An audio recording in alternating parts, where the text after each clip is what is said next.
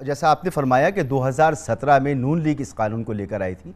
आज़म नज़ीर तारड़ साहब ने भी आज कहा कि हम लेकर आए थे, लेकिन हमने ऑपोजिशन को, तमाम स्टेक होल्डर्स को, चाहे वो इलेक्शन कमीशन हो, गैर सरकारी इदारे हों, उनको भी एतमाद में लिया था। कंसल्टेशन के बाद, डिबेट्स के बाद हमने ये तरमीम कराई थी। लेकिन तहरीक इंसाफ की हुकूमत ने ना अपोजिशन को एतमाद में लिया, ना इलेक्शन कमीशन को एतमाद में लिया, और बिल्डोज करके पार्लियामेंट को इस कानून को उन्होंने पास कराया था। तो इस पे इलेक्शन कमीशन के भी तहफ़्फ़ुज़ात थे, जो गैर सरकारी इदारे हैं, फाफिन हो, पिलडाट वगैरह, इनके भी तहफ़्फ़ुज़ात इस पर मौजूद थे। तो आप लोगों, अगर इसको एक ब्रॉड कंसेंसस होता तो आज ये सूरत हाल ना होती। देखिए जी, कंसेंसस ना एक बड़ी एकेडमिक सी टर्म है और आमतौर पर इस्तेमाल की जाती है जब कोई काम ना करना हो।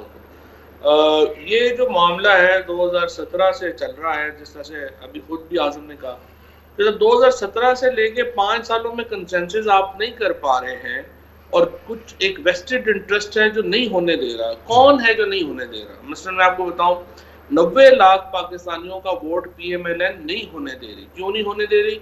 उनको शक है, शक नहीं यकीन है कि ये सारा वोट जो है तहरीक इंसाफ का है।